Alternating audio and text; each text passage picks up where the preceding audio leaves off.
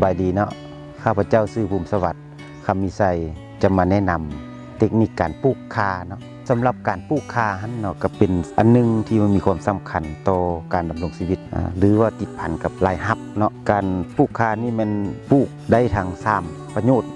เนาะก็คือ1ก็คือหัวเนาะสามารถขายได้เนาะเพื่อนำไส้ไปปรุงแต่งอาหารหั่นเนาะอันที่2ก็เป็นเรื่องนอก็สามารถเอาไปเฮ็ดเป็นอาหารเนาะหรือว่าขายเนาะอันที่3ก็เป็นมากคาหั่นเนาะสำหรับมากคาหั่นเป็นสามารถนำไปใช้เฮ็ดยาเนาะ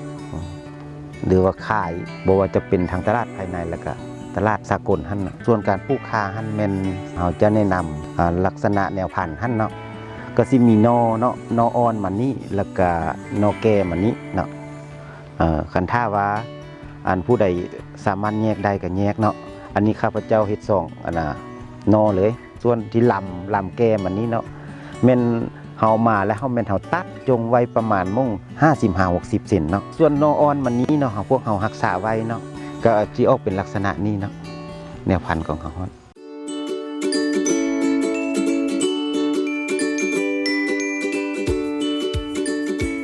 เฮาเกี่ยมพื้นที่ไว้ได้แล้วเนาะแม่นเฮาจะเริ่มลงมือปลูกได้เนาะส่วนการวัดแทกนี่มันขนาดมัน2 เมตรคูณ50 เซนติเมตรเนาะส่วนว่า2 เมตรให้มันเฮาสามารถเป็นทางยางส่วน50นี่มันต้นคาต่อต้นคาหั่นเนาะเฮาสิปลูกเป็นแถวไปเนาะหลังจากเฮาขุดคุมแล้วเนาะคุมนี่มันขนาดของคุมนี่มัน30 คูณ 30ลึกก็30เนาะพวกเฮากะเกี่ยมคุมแล้วเนาะจากนั้นแม่นเฮาเอาหน้าดินเดิมอันนี้ลงเนาะเฮาสิใส่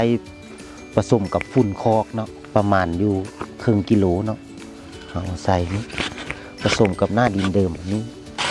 เฮาคนให้มันเข้ากันเนาะเมื่อคนเข้ากันแล้วหลังจากนั้นเฮาเอาแนวพันธุ์เฮานี้ลงเบิ่งเนาะให้มันลึกจากหน้าดินลงไปนี่เนาะ2 ข้อมือจากนั้นแม่นเฮาหั่นนออ่อนมันนี้เนาะไปทางแถวเฮาสิปลูกนี่เนาะคันถ้าว่าบ่ให้หั่นออกมาทางเฮายางเนาะให้หั่นไปทางแล้วสิปลูกไปนี่เนาะต้นต่อต้นนี่ให้เฮาหั่นแบบนี้เนาะหลังจากนั้นแม่นเฮาเอาทรายดินถมเนาะดินเก่ามันนี่ถมให้มันเต็มแล้วเฮาสามารถยันลงเนาะมันนี่เนาะเฮาใส่ยันลงกระไทเนาะให้มันแน่นเพื่อบ่ให้น้ำห้องหั่นหลังจากแน่นพอประมาณแล้วก็เอาดินหน้านี่ลงอีกให้มันสูงจากหน้าดินนี้น้อยหนึ่งให้มัน